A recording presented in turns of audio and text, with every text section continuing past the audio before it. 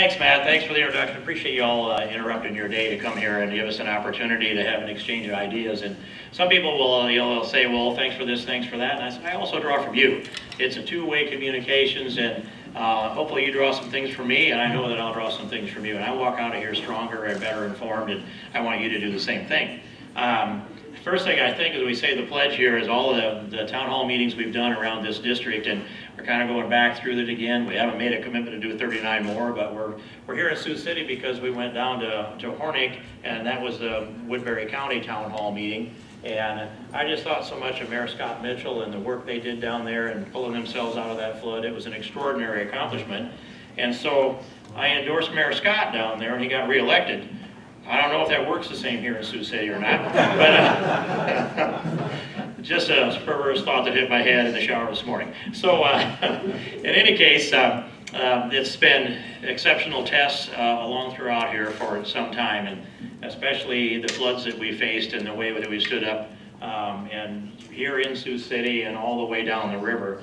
And we all pay more attention to this and the natural disaster side, and I'm working on that on the Washington piece of this, and I'll soon be sitting down with the engineers in Omaha, unless they come to Washington before I get there. And we're going to go through the entire map of the entire Missouri River Basin and talk about the possibilities of what can be done to protect us from the kind of floods that we faced at least twice in the last decade here and multiple times in the previous decade. That just comes to mind when I look out and think about the situation here. But I want to just touch a few things that I know have to be raised, and then we'll also go to the questions. And that is that, first of all, the happiest thing to talk about is trade.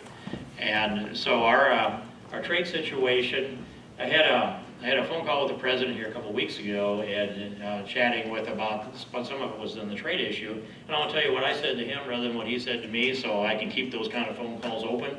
If you start to divulge what goes on in a private conversation like that, you might lose the access.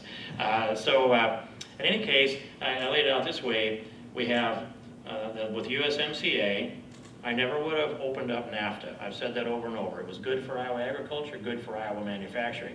Not so good for some other places in the country. And so the president opened it up and kept his word, and we ended up with a negotiated USMCA agreement that is better in every category that I know of than it was when he started. And sometimes marginally better, but better in every category. And then when you got to, except for dairy, when you get to dairy, a lot better off. The Canadians had a huge tariff on US dairy products and allowed them to dump their dairy into the United States. So now our dairy people may not have a big market up there, but they're not going to get dumped on in the same way by the Canadians. So USMCA is a good deal, and the president served it up to Congress on the 9th of July last summer, and we struggled and fought and argued and did all those things to get to the point where I think the folks on the other side of the aisle wanted to change the subject after the 18th of December. It's something I can figure out, because impeachment vote was the 18th of December in the House, and it was, most of the time we get along in a friendly way, but that day everybody's head was down and you couldn't have a conversation with people. And I even know I said to, well, anyway, I better not go into that very far either, but nonetheless, the temperature went down in the Capitol throughout those days when we moved closer to the impeachment vote. That happened, you all know, December 18th. And what are you going to do to change the subject if you're not all that happy? Well, just bring USMCA to the floor. Let's have a good engaging trade debate. We did that and passed the USMCA with significant margins along the way. We had a lot more Democrats join, I think all the Republicans, than we expected we would. So that makes me real happy. We sent that over to the Senate where they had to vote on it. And so then we had also was it last Wednesday, a week ago Wednesday, the bill signing ceremony for the China trade agreement. And that bill signing ceremony took place one day, and that'd be Wednesday of last week. And the following day, Thursday, the United States Senate then passed USMCA trade agreement.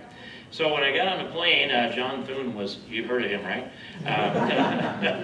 He was sitting right in front of me in that little crack between the seats. I just said, John, I want to say thank you to the United States Senate and to you for passing USMCA out of the Senate. And he leaned back with that smile you all know, and he said, you don't get to say that to us very often, do you? So that's true, but I did that time. I didn't pass up the opportunity. In any case, So we have a China trade agreement signing ceremony on Wednesday. USMCA is finalized by the United States on Thursday. That's pretty good things back to back on trade after a long year and a half or so slog that we went through. And then additionally with that, on the China agreement, it's phase one of the China agreement. So that phase addresses our agriculture, some of our manufacturing, the things that matter most to us here in the heart of the heartland are addressed in phase one of China. And so phase two, phase three, we don't know how many phases are going to be. I just started to ask that question myself, and I don't know the answer to this. I don't think anybody knows the answer. But I do know that we're in great shape in phase one, and now we just need to watch the orders come in because it's a done deal. And that should, our markets went a little flat for a couple of days. I don't think they were reacting to the China trade agreement the way I expected they would. But over the long haul, this is going to come into us. So I laid this out in a short way to the president because he's engaged in all of it. But we've got Canada and Mexico and China all tied in now. These are very close to done deals. Oh, I should tell you, Canada has to vote one more time on USMCA. And the reason for that is they have to vote twice according to their rules. I brought in a member of the Canadian Parliament to speak at a breakfast I host on every Wednesday morning. And he said they passed it the first time in their parliament, but they didn't want to do it twice because they wanted to see what the United States would do. But he said, we have the votes on both sides of the aisle to pass it, and we will call a special session in order to pass our share, finalize it, once the U.S. should act on USMCA. So it really isn't the final done deal yet. In fact, there was already some unexpected pushback from the Conservatives in Canada. They want to look at this thing a little deeper. I think they're just flexing their muscle a little bit, and maybe it delays it a week or two. But in the end, Canada is all but in the bag, and Mexico is all but in the bag, depending on Canada. And then China, phase one, in the bag. Japan, South Korea, either in the bag or on the verge of being in. That's a lot of trade agreements. Not to mention we expanded our trade agreements with Taiwan, and they kicked up their soybean sales by 37% last year. And that's, you got to eat a little sushi to get that done. I take one for the team. And actually, Matt's been to Taiwan and to promote our trade and negotiations over there. 5 other of our staff people have been there. I think that's all on Taiwan's dime, if I remember. And I made 2 trips over there, and some of that food is a little bit different than what we eat here, but the people are fine. They love Americans, and part of their national security is having strong relationships with the United States. Because believe me, the red Chinese want to come across the Straits of Taiwan and take that island. I have seen it in their eyes. I know it's their goal. They believe it's their historical destiny to bring Taiwan into the orbit of red China. And you've seen the trouble they have in the streets of Hong Kong. They're having trouble handling that. Well, if they ever brought this down to Taiwan the same way, they would see something much worse than that and much longer. But in any case, so we've got good trade relationships with Taiwan also. Then, I'm just going on this discussion with President Trump. Then on top of that, the UK will be out of the European Union by the last day of this month. And I've pushed for that for a long time, 5 years or better. And I happened to actually had a meeting with Theresa May scheduled, and she was the Homeland Secretary at the time. And it was scheduled, I arrived at the meeting as it was planned. It happened to be the day after the Brexit vote 3.5 years ago. And so they were stunned. She was really not for Brexit, but they were stunned that when the Brexit vote was to pull out of the EU. And in that meeting where she was distracted because she didn't know she was a candidate for prime minister at the time, or would be prime minister just a couple, 3 weeks later.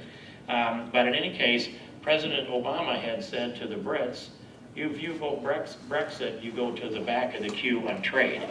And I was there to tell her that day, no, we want to move the UK to the front of the queue on trade. And of course, she liked that part, given the vote that had just come down within the last 24 hours. And then the following February, she came to the United States as Prime Minister to Philadelphia. And in a meeting there, she came over to me and reminded me of what I had said that day in her office. I thought she was distracted, but she remembered. And so we talked about this, and I said, you bet, I am all for moving the UK to the front of the line. I don't know that I get to make that decision, but I can surely promote it, and I didn't have. And so I just say to you that we are close. There's churning negotiations going on now with the United Kingdom, And we can't have formal negotiations until they're officially out of the EU. So I don't want to start any of those kind of rumors, but I believe in the next half a year or a year, we will have a deal, a bilateral trade agreement with the UK, and it'll be good for us because they need to trade. It'll be good for them, and it'll send a message to the rest of Europe that they're no longer that unpenetrated trade protection citadel that they have become in the European Union. They lock out our GMOs, they lock out any kind of beef that's got growth hormones in it. They've got geographic indicators that keep us from moving product into the European Union. Every kind of regulation they can come up with, they use, and it's trade protection regulations, right down to regulating the size and shape of bananas. And I think they're bananas to do that myself.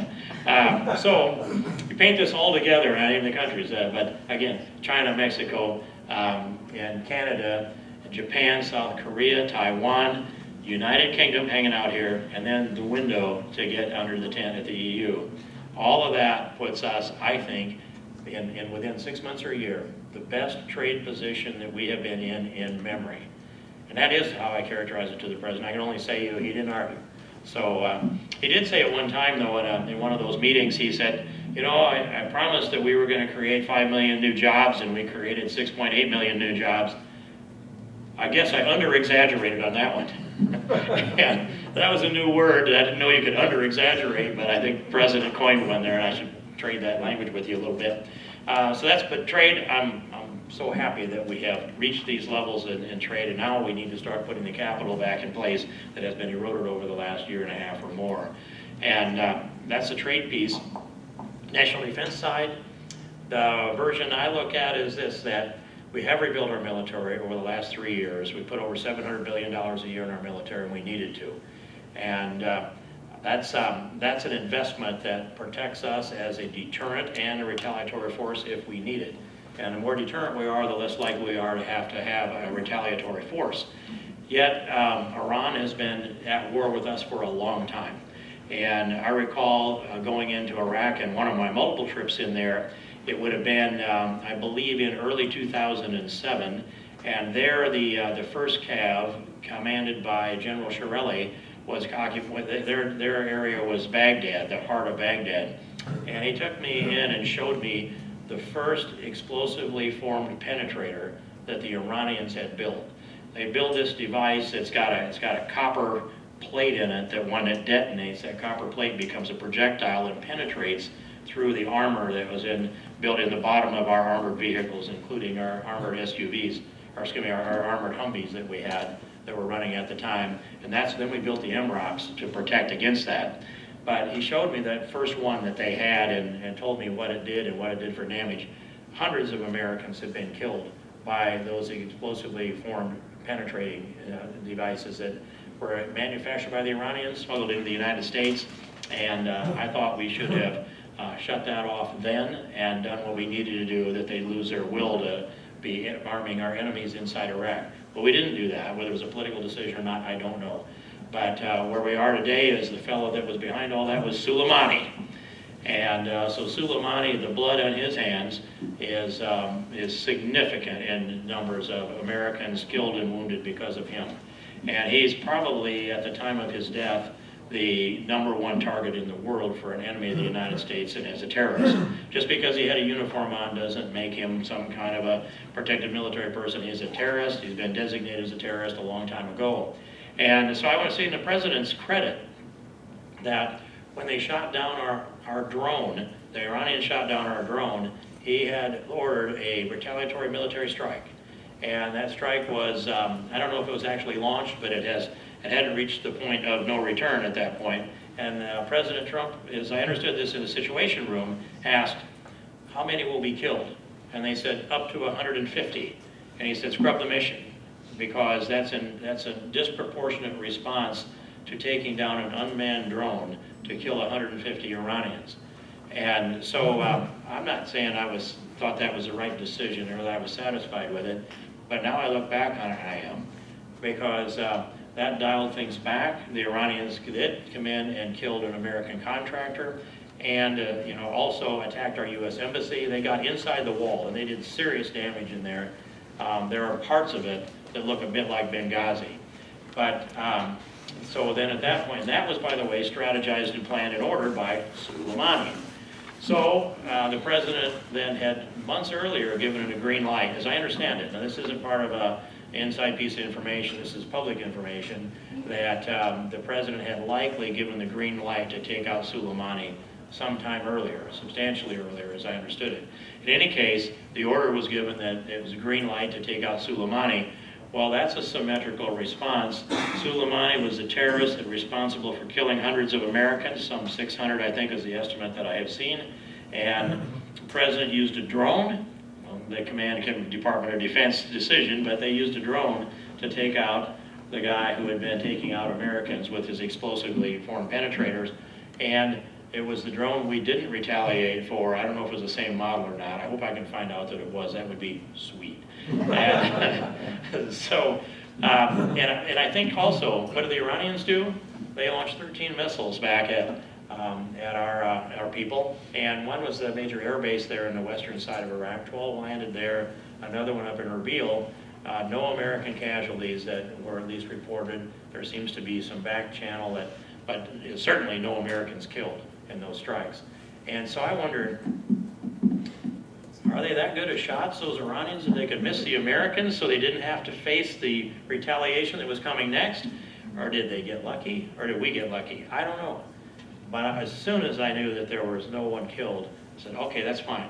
Let's just hold this right where it is. Maybe we reach the static position between the United States and Iran where there won't be another escalation of these retaliatory strikes that are taking place. And what that opened up was European countries looking in to join in the sanctions again on Iran. Not a done deal yet, but it's moving in that direction.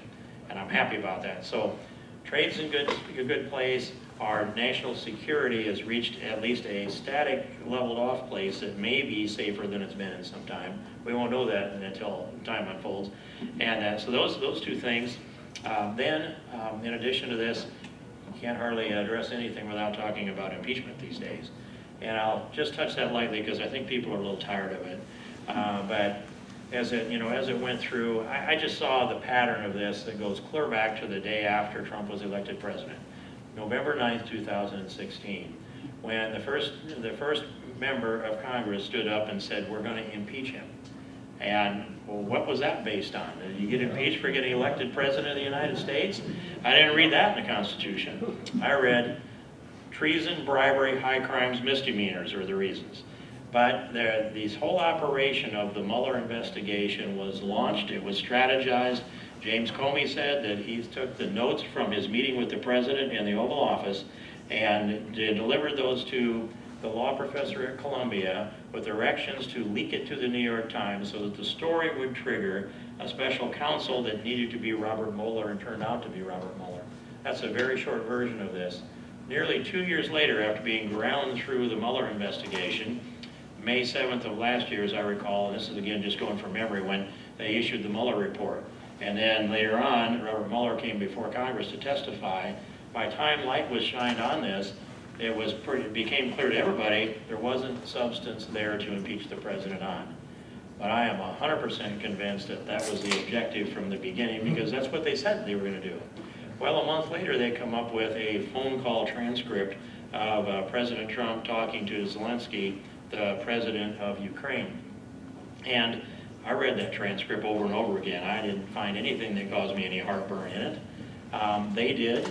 And then they had the whistleblower, the secret whistleblower, and if you want to know what his name is, I'm pretty sure you could Google whistleblower and you'll see his picture and his name pop up.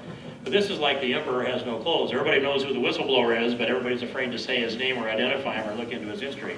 And so I'm not going to go down that path because time is valuable, but I do make the point. And in any case, they began to crank up this impeachment effort. They've been looking all along. This is the best they could find. And so by the time we got to that date, which I said was December 18th, they had concluded that they believed that the president was guilty of abuse of power and an obstruction of Congress. So abuse of power, how would you define that? It doesn't exist in law anywhere, no definition of abuse of power. No one has ever brought any charge against anyone for abusing power. That's kind of like saying someone's guilty of collusion. Well, if we collude together on something that's positive, then there's nothing wrong with that, right? You only disagree when somebody is colluding together on something you don't like, and that makes you say that's collusion. Abuse of power fits a similar kind of a category. If the president wasn't conducting himself in the fashion that pleased the people that have already determined to impeach him, then he's guilty of abuse of power. It's the historical precedent of this is just, in a way, sickening that we couldn't abide by the language in our Constitution to go down this most serious path that we've gone down. So the abuse of power is, I guess, an implication that they point out. They first have to assign the president a motive, and then the abuse of power becomes, well, he implied in a phone call that maybe there was a quid pro quo. Well, I think Nancy Pelosi did more than that when she was demanding that the Senate set up the trial according to what she wanted, or she wasn't going to deliver the articles of impeachment to the Senate.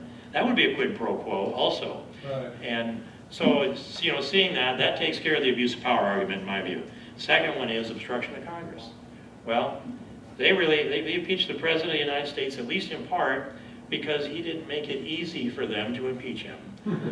And so who could avoid that? No president, I don't care who we might elect as president, go back through history as far as you want to go, any president would be subjected to the similar kind of criticism if the party in the House of Representatives was the opposite of the President of the United States, and they decided that they would take this on, and that's their mission. And how many of them have said, we can't beat him in the election box, so we have to do this? Adam Schiff has said this from the floor of the United States Senate, and there are days of this grueling marathon. So I think what really happened was not obstruction of justice, or not abuse of power, and not obstruction of Congress, but it's Congress's abuse of Congress that has taken place, and it's the people that have brought this impeachment without substance. And so that's where I stand on this. I want to make sure that's really clear to you all. And maybe that's a good place for me to pause, and we can take up all of these, I'd say, questions, comments, and a little silence, criticism. And Matt's got the questions here. Let her fly, man. The first one is from Scott regarding the Army Corps. Scott, if you'd like to ask your question. You addressed it a little bit earlier about the Missouri River and the floods there.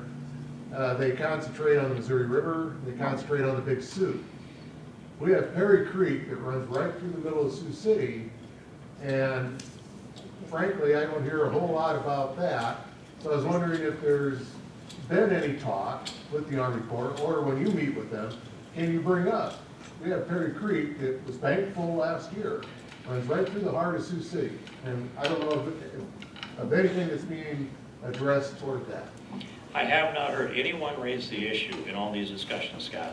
So I'm glad you do. I'd dial this thing back in my memory. I remember that when Perry Creek was redone with the Corps of Engineer dollars, it seems like I remember a number that was really high, like it's going to be 60 million. It was way up there. Yeah, maybe even more than that. It seemed like that might have been the target, then it ratcheted up. I know I objected to that, doing the project that way, because we had plans to do a watershed project up in Plymouth County that would have built watershed dams up there and kept the water out of the river and the stream and metered it out in a rational way.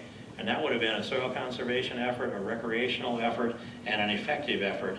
But the way they did it was they widened the channel and opened up the channel so they could get the water out. But it didn't do anything to diminish the volume of water that's coming down. In fact, it probably accelerated the volume of water. So I disagree with the Corps' approach on that. And I remember I had a yellow booklet that had the plans for the watershed projects in Plymouth County. I worked with, I've forgotten his name now, Bruce might have been his first name, the soil conservationists in Plymouth County. This is back 20-some years ago, as I recall. But it's not too late to do that up there, and I think it is the right thing to do.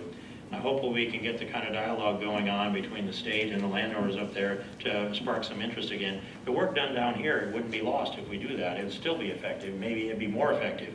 But it's, and then it was also, Perry Creek was supposed to reduce the amount of floodplain so that people's flood insurance would be cheaper. I remember how that got redrawn, and I don't know if it was to complete satisfaction either.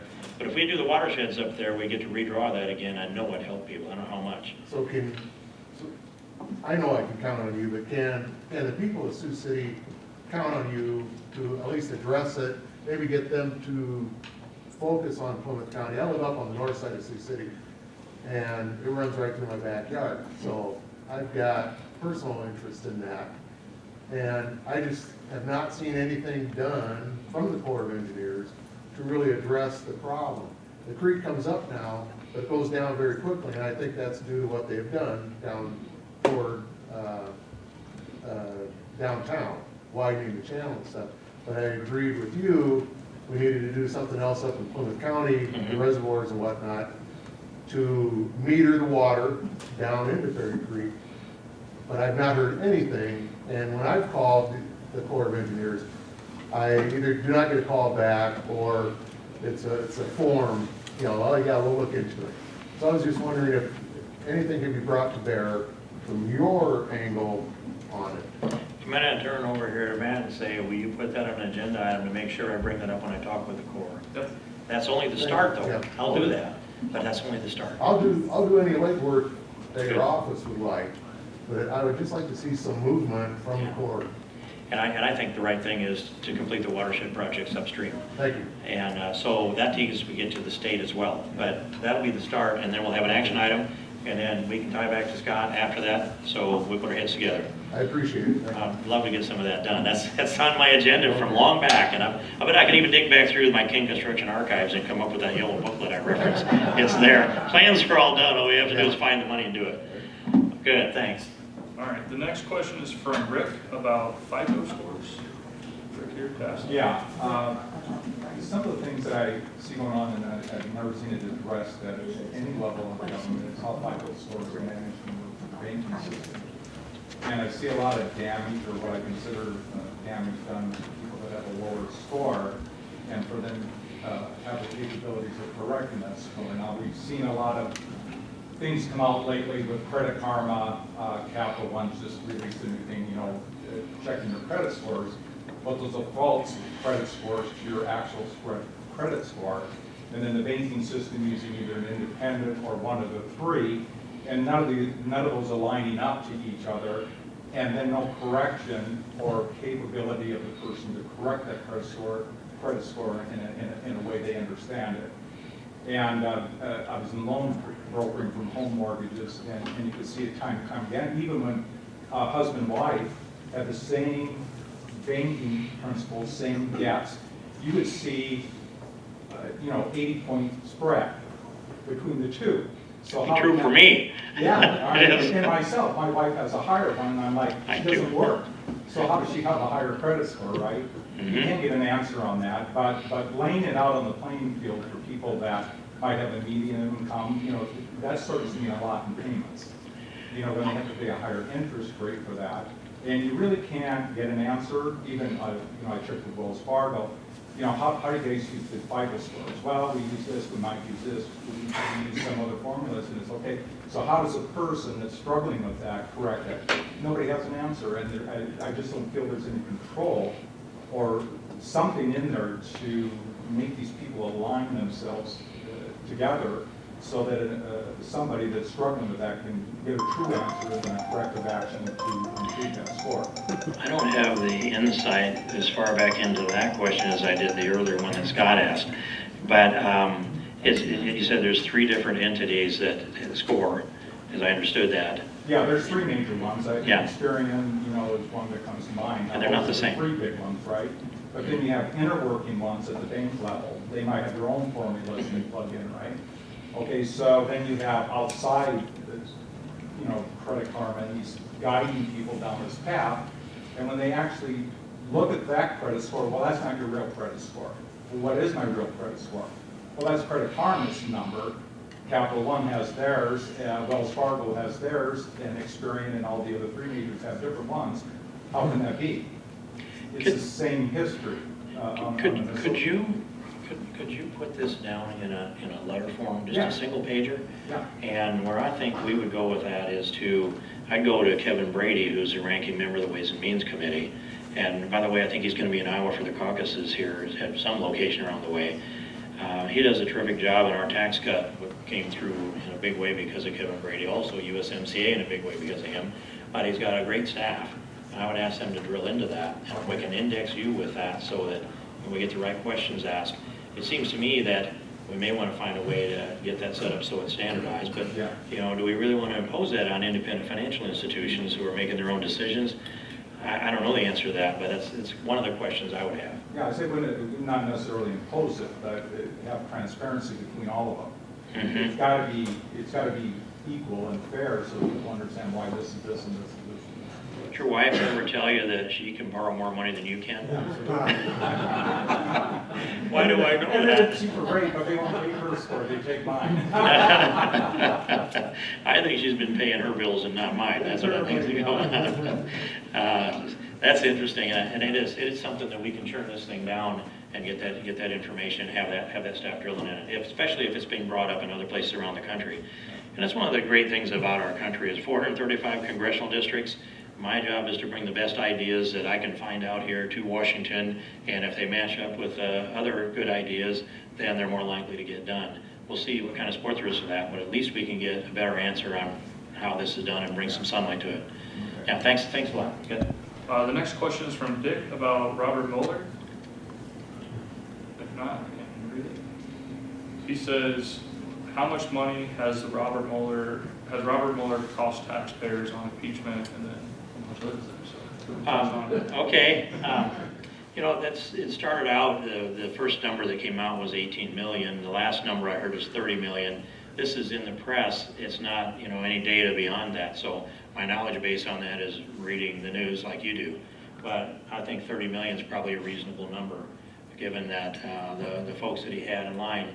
And when I watched that, remember Peter Strzok, the not very respectful individual that seemed to have, I don't know how they even had time to have an affair with Lisa Page with all the texts they had going back and forth, some thousands of them. But in any case, Peter Strzok was involved in a lot of this. He was on the first Mueller team, and so then he was removed because of those texts that were so biased. He came before the House Judiciary Committee, and I quizzed him on this, and he said, I'm not biased against the president. There's no evidence that I'm biased against the president. How could this be? There's never been any more evidence of bias that I've ever seen. And so Peter Strzok was one of the original members of the Mueller investigating team. I believe he handpicked a lot of those that went on the Mueller team. And then he also, when Hillary Clinton was questioned by the Department of Justice and the FBI July 2nd of 2016, the most high-level, let's say, I don't want to call it an investigation necessarily, but it should have been, most high-level inquiry that had probably ever been conducted by the Department of Justice and the FBI, I began to ask, as I had these witnesses before me under oath, Loretta Lynch, who was in the room, asked me those questions. She said, first I said, how many were in the room? 8 agents were in the room to question Hillary Clinton that day. And how many were DOJ and how many were FBI? She said either 4 and 4 or 5 and 3. I asked the same question of James Comey, and he said 8, and that was why, I don't remember which one, but there was only off by 1. I don't quibble with that. They agreed, 8 people in the room to ask the questions of Hillary Clinton. Then I said, who are they? I asked Loretta Lynch. She said, I don't know. I asked James Comey, and he said, I don't know. I asked Ed Meese III, Ronald Reagan's Attorney General, what the odds are if there was going to be a questioning, an interview like that, take place of a presidential candidate just a few months before the election. What are the odds that the Attorney General, which he served as, wouldn't know who was in the room? He didn't want to answer me when I asked that question, but I watched his hand signal. And so that's what I think too. Now I asked that question, I told you who I asked it of, Loretta Lynch and James Comey. They both said, I don't know. And I pressed them on it, and they insisted they didn't know. But when Peter Strzok came before me, I asked him who was in the room and who asked the questions. He said, I was. So you got one honest answer at least out of Peter Strzok. And then when I asked him, name the other 7, he refused to do that. Under oath, he refused to do that. So I think that Peter Strzok was probably the guy who named the people for the Mueller investigation, probably the guy who named the people that would be in the room asking Hillary Clinton those questions. Everything he touched just looked to me like it was poisonous and anti-Trump and outside the boundaries of what you would call as good investigative purposes. So that's how this thing looks to me from the Mueller report when I put this all together. It's been a long stream of, it started, they were surveilling President Trump I'll say they had weaponized the Department of Justice and the FBI, surveilling Donald Trump's campaign. They had scammed the FISA court with warrant applications that they knew were dishonest. And they either spoofed one of the FISA judges or had the FISA judge complicit. I'm not sure on that. It could be either way. But as this went on, that's during the campaign. Then as president-elect, he was also surveilled. And then as inaugurated president, same thing. So all of this, some of this came out of the Mueller report, or some of this was a product that the Mueller report should have been looking at more closely. And we still don't know the truth about these things that I have said. I'm really uneasy about what took place, and then so I had a high level, I'll call him a dark ops individual into my breakfast that I host on Wednesday mornings, and I asked him, what's the chances that we can get Bill Baird or William Barr, excuse me, and also John Durham will they bring forward indictments? Will they actually bring the truth out so the American people get to see what happened? And his answer was, the odds would be pretty good based on the character of the people in leadership, the Attorney General and the Special Investigator, John Durham. But he said the agency still has 1,000 James Comeys in there. They're going to make it awfully hard for those guys to get at the truth.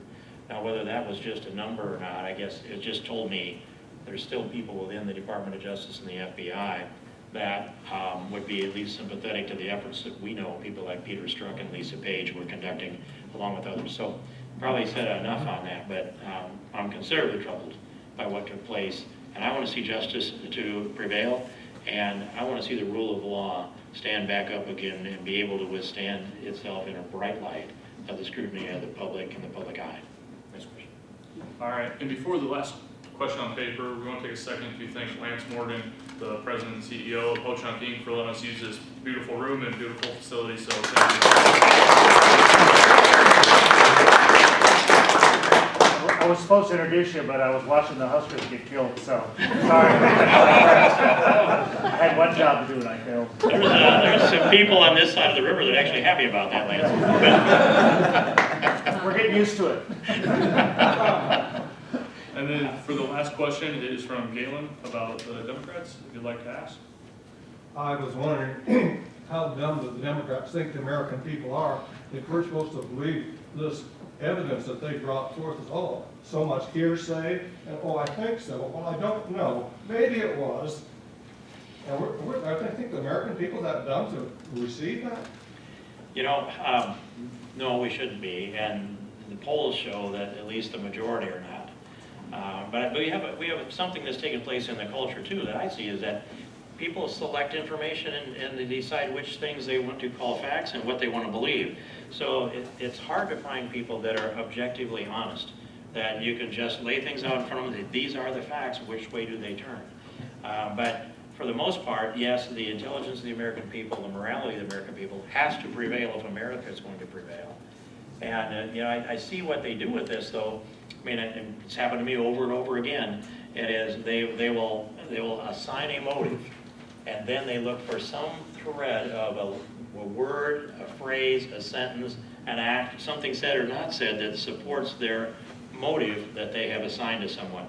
They've done that to Donald Trump. They assigned him a motive, and then they create this narrative around the motive assigned. And there was just a newer one that popped up about yesterday. The two individuals that used to work for Rudy Giuliani, who have now been not under investigation but indicted, as I understand, and I don't know anything about them or what it is, but by the news report is that there's a tape that shows Donald Trump making an argument that he wants to see the ambassador to Ukraine fired. And so that confirms for the people that would disagree with folks like we, that confirms to them that Donald Trump was, I'll say, working to fire the ambassador of Ukraine so that he could bring about a result that he favored as far as an investigation of Burisma and the Bidens. That's their conclusion. And, you know, I sat and argued to defend Jeff Sessions with our president, And I locked down with him on that, and I heard what the president had to say about Jeff Sessions. Jeff is an honorable man. He was put in a really tough place in history where it was not a place where he could function in that trap for a lot of reasons. But he is an honorable man, and I said to the president, if he's going to go, I want him to be able to walk out of here with his dignity. I wish that had been the case. I didn't prevail in that argument. But what I heard in there that day tells me that when the president is angry at an ambassador, that doesn't mean that he's got some kind of nefarious plot that he's executing here. He just wanted to get rid of her. He's got every right to do that. These ambassadors serve at the will of the President of the United States. I mean, he fired members of his own cabinet, so why is anybody concerned about an ambassador that's being removed at the discretion of the President? And by the way, when a President comes in, he's got all the authority to fire every one of his assistant U.S. attorneys in every state. There's something like 92 of them were fired by Barack Obama on the first day, and Trump took longer to do that, and one of them took him to court over that out of New York. So let's just keep putting the facts forward over and over again, and in doing so, eventually I think just the intelligence and the morality of the American people will prevail. I have to believe that, and if that doesn't turn out to be true, then the destiny of this country doesn't have a future that we would be proud of. So, thank you. Adolf Hitler said that if you tell a big enough lie, loud enough, long enough, people will believe it. I think that's what the Democrats are going on. Well, they said that would just encapsulate the prosecution in the United States Senate. It went on endlessly, repetition over and over again, and Yes. you know, and it's so people standing there that were appointed as House managers, and all but I can think one of them just read from the script and turned the pages in the ring notebook. It was just, and the poor senators had to stay in the room without any electronics. And then they complained that they went to sleep. I mean, that would be the one way to endure that, I thought, but it was so repetitious, and I've heard it so many times before anyway.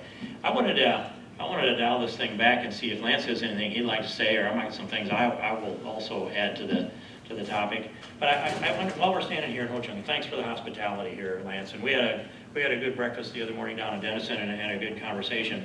So I want to say it here in this location, specifically here, is that I don't know how long ago it's been now, about, I'm going to guess 3 years or so, since Frank Lemire and I sat down in the airport in Omaha. And it's just so interesting how this worked, that I always knew who Frank was. I don't know when he realized who I was, but in any case, we'd never really talked. We'd been in the same room a number of times, but it just, like ships passing in the night, or maybe we didn't find that window to begin that communication that took place. And so I was sitting in the Omaha airport ready to fly out that morning, and I had a little round table and some breakfast, as I recall, and I saw Frank walking back and forth over there, and well, he's going to Washington to advance some issues over there, and it's nothing unusual for Frank. And so, but he drifted over by my table, and I looked up at him, and he introduced himself to me as if I didn't know who he was, but that was fine. It was entirely appropriate. And I asked him to sit down and we began to talk. And that began a friendship relationship that just expanded over the weeks and months and years. But one of the issues that he brought to me was the land issue south of here.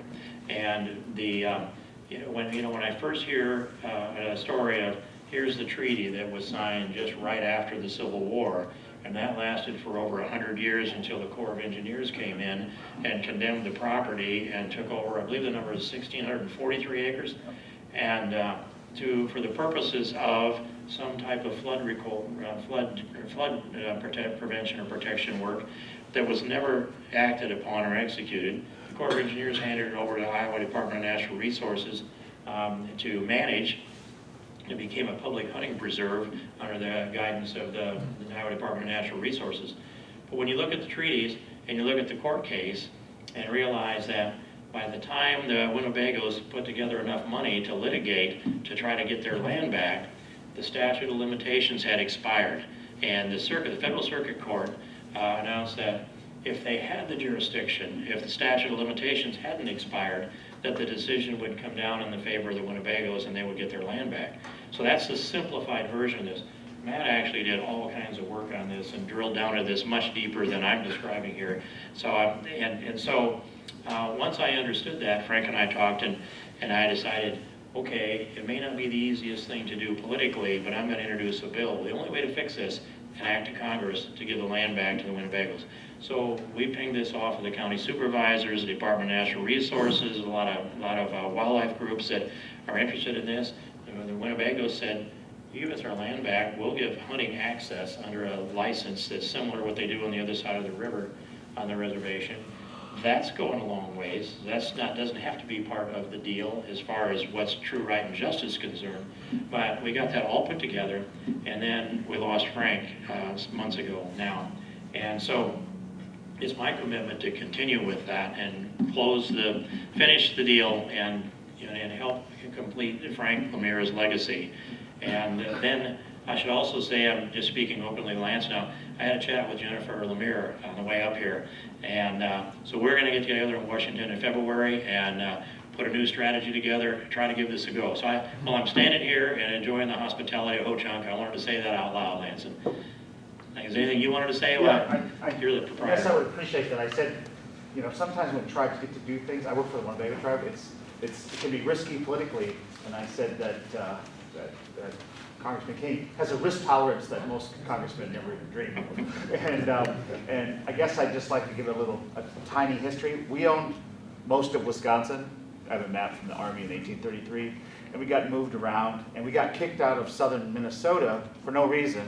The Sioux had an uprising, and right after Lincoln signed the Emancipation Proclamation, the next thing he did was sign something that hung 39 Sioux for their uprising, and they evicted all the Indians out of Minnesota, which even though we weren't Sioux, we had to leave too, and hundreds of people were put, actually about 1,000 people were put into Pierre, South Dakota in the winter, and hundreds of us died. And so we floated down the river, took refuge with the Omaha tribe, and we got the northern half of Thurston County as our reservation. We survived that year living in ditches with the trees covered over them over the winter, where hundreds more of our people died. So this is our land. We paid for it in blood. The river just shifted. That's all it did. Right? And a ton of our land is over there. We fought 2 lawsuits. One, we had enough money to get it in time. The second one, we didn't. The Corps doesn't want this land anymore, but they have to give it to Iowa unless there's a congressional change. That's all there is. This was in the 1970s and 60s when this was fought. In the 1950s, the Corps built all these dams on the Missouri River. Every one of them was on an Indian reservation, and it flooded out all the most valuable land. So we don't really care about what they think. Right, we just want our land back. And I think that there's some controversy about the hunting rights. We've been managing our hunting rights for the last 30, 40 years. I hit a deer the other day. There's so many of them over there.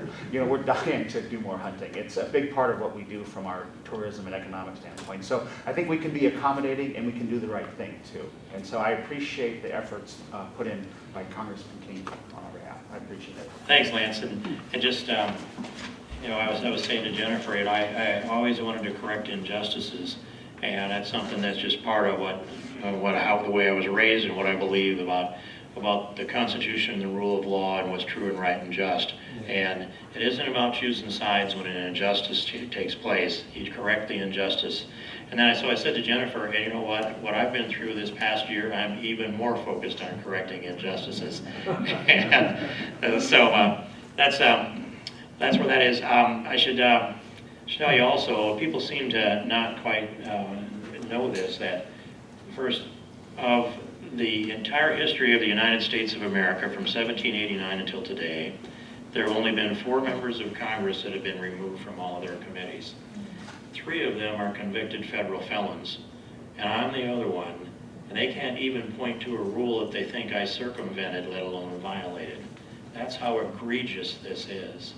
And then another piece of this is that there's not a single person anywhere that's ever stood up and said they've received from me any kind of disparaging or disrespectful, or let alone any kind of racist behavior. I don't have a single accuser.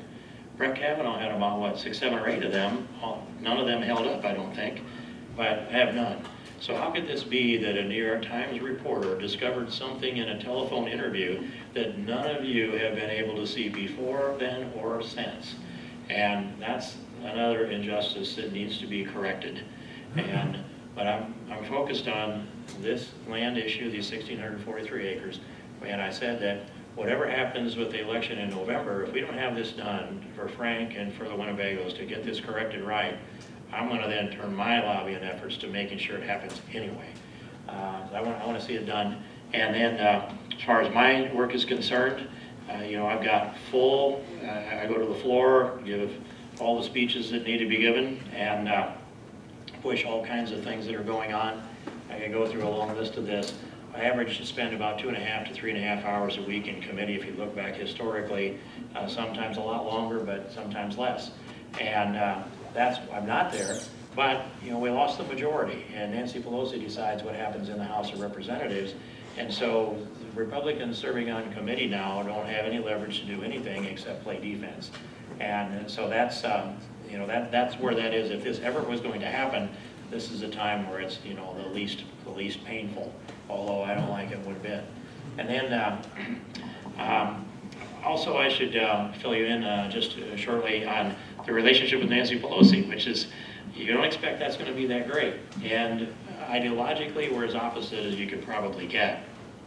But when J.C. Hermstead, when J.C. Hermstead was diagnosed with a serious ALS, then we went to work on that. I had to introduce a private bill to give her that treatment. Most of you know this story, I think. And so I introduced the private bill on a Monday and started to push it. I had at least 2 meetings with Nancy Pelosi, and our staff worked back and forth with her. And then on Thursday, she said, I've got one more box to check before we bring your bill to the floor. And if it checks the way I think, we'll bring it up tomorrow morning, which will be on Friday. Later on Thursday afternoon, we got the call from our office that said, if FDA has decided they have found a way to grant a waiver, and that waiver then exempted the FDA from jurisdiction so that J.C. Hermstead could get her treatments. So I filed the bill the 28th of May. I've got it right, that was a Monday. J.C. was wheels up for Columbia University for her first infusion treatment June 5th. And it would have otherwise been October. We don't think she'd be with us if we hadn't done that. Now she's had 10 infusion treatments. And of those 10 infusion treatments, there's some signs that she seems to be stabilized, and there's some small signs that she may be recovering something. But right now, she would be the one person in the world that has the best chance to survive ALS. And that's partly because Nancy Pelosi and I have, I think, a level of mutual respect for each other, and we'll do those things that we can do together and not do those things we disagree on. So I know time is quick here. I saw Cassie give me a little wave here. I forgot, I wanted to introduce Roger Johnson. And Roger, if you just step up here for a second. Roger was born in California and got a good education, joined up to the military, went to OCS and came out a second lieutenant, and went off and did all kinds of great things for us. And then went into went into the reserves and found himself the head of a company that was delivering all kinds of grocery supplies. The other side, what turned out to be, he was in Germany when the wall came down, November 9th, 1989, and by 1990, his job is to push all those logistics to feed people on the east side of the wall. And he's been involved in as well, Republicans abroad, Republicans overseas, I think is the right way to change the name of it, Republicans overseas. And we have developed this friendship that you heard that I had this meeting in Vienna that was somehow a nefarious meeting, and the press embellished this thing, clear up one side and down the other. Well, they weren't there. They just wrote what they wanted to. Roger wasn't either, but we met in Vienna during that period of time. And I want to ask, if I could just ask Roger to tell you all, supposedly I met with people who were members of a party that had Nazi roots. Ooh. Who survived the Second World War who was a male that didn't have Nazi roots if you were from Austria or Germany?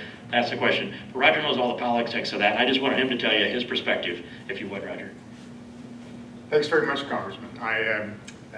We met in Vienna, and in fact, spent a couple of pleasant hours at a beer garden in the summer of 2018, and found out that we're singing the same song, and we see the world the same way, and since we've stayed in contact. The Army was terrific training to include, they sent me for a year to language school at Defense Language Institute in Monterey, learning German 5 days a week, 8 hours per day. So I'm completely fluent in German, and I live now in Czech Republic. I live 80 miles from Vienna, and I appear on German TV, Austrian TV, as I'm a politically conservative, which is kind of an odd duck for the Europeans. They don't quite understand us. But I'm quite happy to talk about my belief that we have a terrific president and he's doing what he needs to do. But this particular instance, this interview that took place in January of 2018, 19, from the New York Times, a journalist named Gabriel, and that article, if you pull it up online, I was trying to figure out what in the world went wrong here, what happened, how did these charges take place? And he mentions the Freedom Party of Austria and calls it a far-right party. Well, for the last 30 years, the Freedom Party of Austria has been a coalition member in the government for all but about 3 years. They're a center-right party, and it was completely a misrepresentation to say this is a far-right party. Also, they said that the founder, a fellow named Rheintaler, was a Nazi. Well, he was an agriculture minister, and when Austria became part of Germany, you had to get your little tab on and say, well, okay, I'm playing ball with the government, and he never served in a combat position. He never mistreated prisoners. He was a minister of agriculture, and I said to Congressman King recently, if you scratch with your fingernail just a little bit on any Austrian or Bavarian, you're going to come up with a Nazi 1 or 2 layers deep.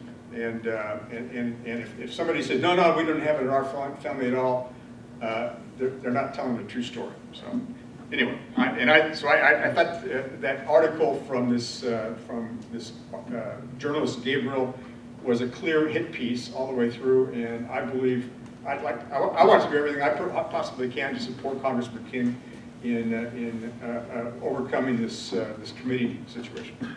Thank you, Roger. Thanks, appreciate it. I just thought I had the great privilege of having an expert on politics in that part of the world here, and I appreciate you taking up residence also in Sioux Center. And his daughter Kelly is in the veterinary there in Sioux Center as well. So I hope that out of that beer garden discussion, good things came as far as bringing talent into Iowa. Hopefully it had a part to do with that.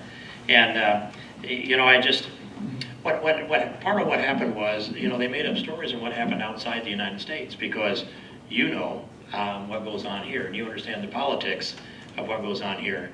And so but it's hard to understand that when it's a foreign country, when it's in another continent, clear part way around the world.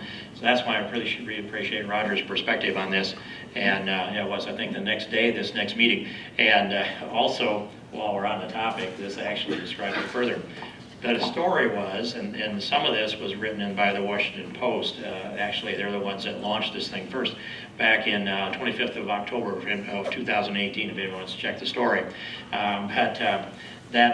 What really happened was there's a businessman from Vienna whom I've known for probably 3 years or so in Washington. And he asked me, if you're in the neighborhood, why don't you stop in? I've got some people I want to introduce you to. Well, so I did stop in, and it was all on my nickel, nobody else's but mine.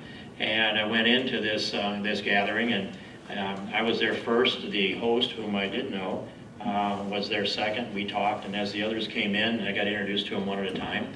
We sat down at the table. I believe there were 5 others all together, and I could pull their names out, but I think they should remain anonymous. They don't have any reason to be caught in this misinformation that was put out. And in that pause, before everybody, before who's going to start talking, right? When you sit down at the table, in that little pause, the gentleman to my right said, "Well, I think, Congressman, you should know." Now remember, I'm accused of consorting with neo-Nazis and anti-Semites, right? That's what they wrote. And so the fellow on my right in that pause, he said, "Well, Congressman, I think you should know that you're seated here with 2 homosexuals and a Jew." And the fellow across the table said right away, "Who's a Jew?" which said to me, I guess he knows who the other homosexual is, I don't care. And so I gave him a briefing. I gave him a briefing on, you know, U.S. politics and economics and those things, and we had a great conversation. And in that conversation, I said to them, you need American-style freedom of speech. You are arresting people and prosecuting them and sometimes locking them up because they're just expressing, you know, innocent thoughts that need to be out there to the public to be engaged in. You cannot make progress into the future if you're going to shut down freedom of speech. You need constitutional protection like America. Well, I was really confident about our right to freedom of speech, and you know what they said? We have more freedom of speech than you have. Well, that was stunning to me. Now, I'm arguing with some high-powered people here, but I said, that can't be so because you've convicted Elizabeth Wolf from the same city of Vienna for hate speech. And you've also convicted your builders, a member of the parliament in the Netherlands, for hate speech. And I named Mark Stein, although he's a Canadian, he's also been convicted of hate speech. And they said, well, we don't lock them up very often. We just convict them and turn them loose and they lose it and they learn their lesson. But in America, you can be a founder of a company, a CEO of a company, and write a check to an unpreferred donation, unpreferred charity, and they'll take your company away from you, and you'll be out there in the cold for what you have done. You being a politically incorrect check can cost a person a company that they're the CEO of. And they named a couple of companies. I don't have it in my memory. That was actually worth the trip to hear that, what that looks like to the people over on the other side of the Atlantic Ocean. They don't see us as a country that has freedom of speech. They think they actually have more freedom of speech. I don't think either country has enough freedom of speech. And I want a robust freedom of speech. I'm not even troubled by the things that get said by, I call them the Quad Squad, because the American people can decide who they want to vote for. We don't need to censure or censor any member of Congress. It's the people that every 2 years make that decision. And when that changes, and it's already changed to a degree in this district, that is damage to our Constitution, it's damage to you, and it's damage to every generation that comes after if we don't correct this and set the right precedent that we're going to be constitutional, we're going to be rule of law, and we're not going to be these politically correct policemen out there, these folks that are professional hyperventilators.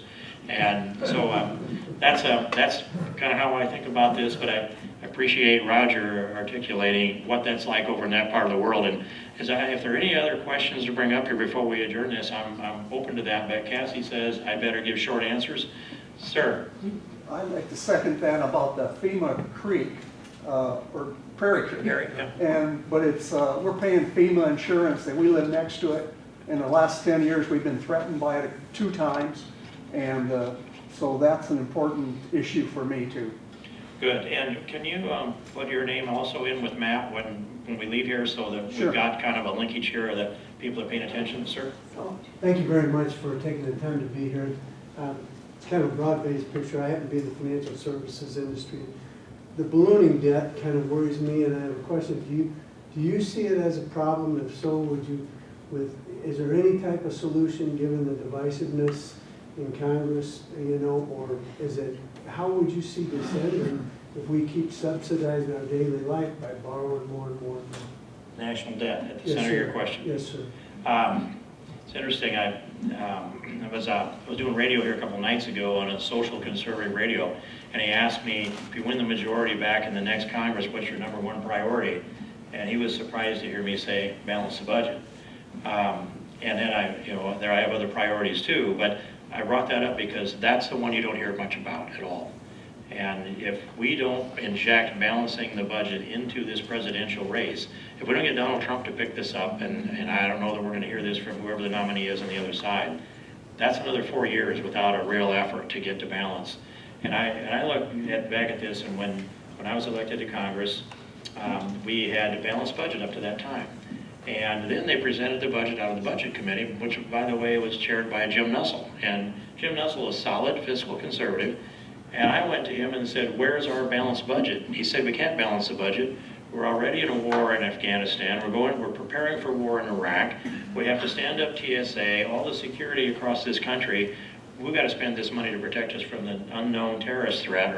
And so we can't balance the budget. And I said, the American people are ready to sacrifice. I mean, we are at war, and we have been attacked, and they'll understand, let's tighten this thing down and hold it to balance, because if we don't, we're going to have the devil's own time ever getting to balance after this point. Well, look at the years that have passed and the debt that's accumulated. I'm glad to hear you raise this issue.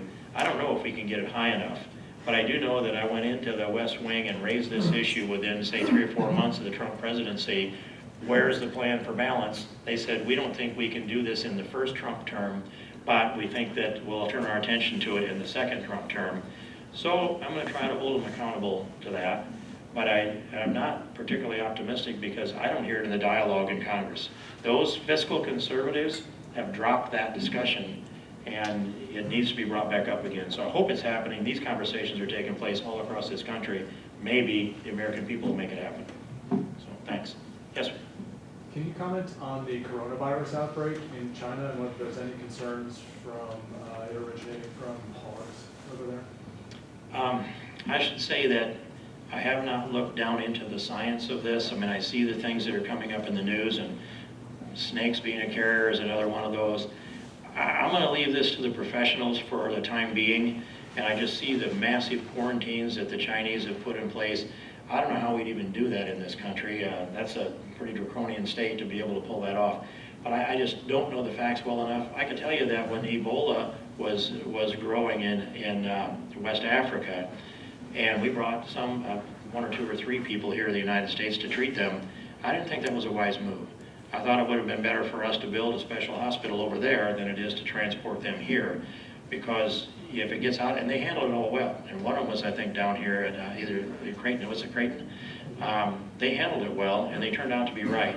But when you have an epidemic, the idea is to control it, quarantine it, sweep it back together, kind of like if you remember when Emmett Kelly, the clown in the circus, swept that spotlight in down a little circle, then swept it under the rug. That's how you get rid of an epidemic, the similar way. And so, but it's a great big spotlight in China right now, and the news that's coming out is it's already maybe escaped China in multiple places. So I'm concerned, but I'm not expert enough to make a recommendation, and I'll be paying more attention. Thank you. Thanks for bringing it up. Yes, Bob? Real quick question, do you have a date in January set up, if we take the House back, that you'll reintroduce the heartbeat bill? Well, it'll be the first chance I have. Yes. Oh, I will. And also, bringing up the heartbeat bill, we got to 174 co-sponsors last Congress. And we did a hearing. Heartbeat bill says this, that before a person can have an abortion, they must first check for a heartbeat. If the heartbeat can be detected, the baby is protected, because that's the first certain sign of life. And we hear that in the ultrasound, and we bond with these babies well before they're born. We see their personalities even in their facial expressions. So, but in any case, I had a witness, we had a hearing on the heartbeat bill in Congress.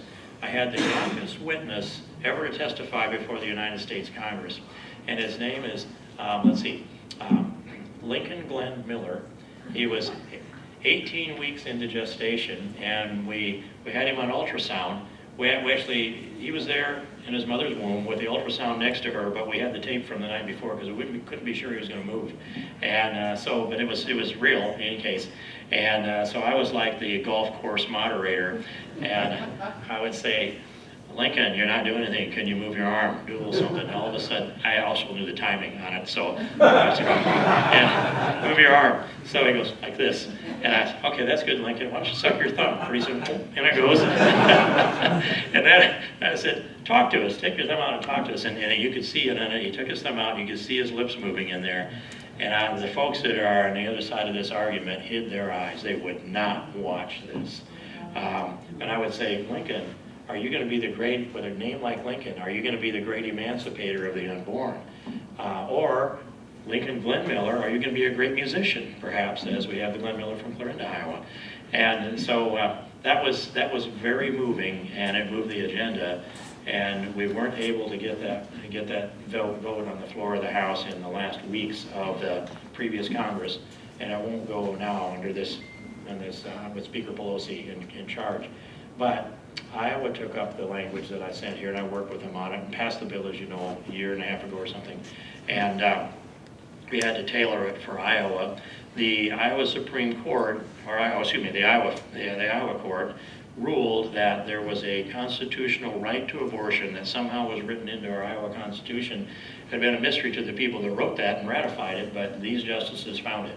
And so now we have a constitutional amendment that is offered in this in this General Assembly at the state, and that will be the next one also if it passes, that says, just simply says, there's no constitutional right to abortion in the Iowa Constitution. Well, I don't think it existed before that decision, but in any case, we're going to let the Iowans decide on that. Then we're back again to square one, more litigation, who knows how that goes. There have also been 10 states that have passed heartbeat legislation. There are 14 states that have it on their agenda for this legislative session. I'm very confident there will be more states added to the 10. I don't know how many, but out of the 14, you pick your number. In any case, the current is moving, can I use that word, Scott? The current is moving towards a heartbeat legislation one day getting to the Supreme Court. And if we can protect babies from the moment a heartbeat is detected, we've taken a great big step about precious unborn human life. So I think that is a good place to thank you all for being here today and your attention to this matter and the chance to have this interaction. We've got some action items on this, and Matt's got most of those. But also, you know, you were all on Facebook Live anywhere anybody wanted to watch. I should have told you that at the beginning, but it didn't seem to matter. And we do that so that whatever the press wants to say, the truth is out there in real time. And so thanks a lot so much. I appreciate all of you being here.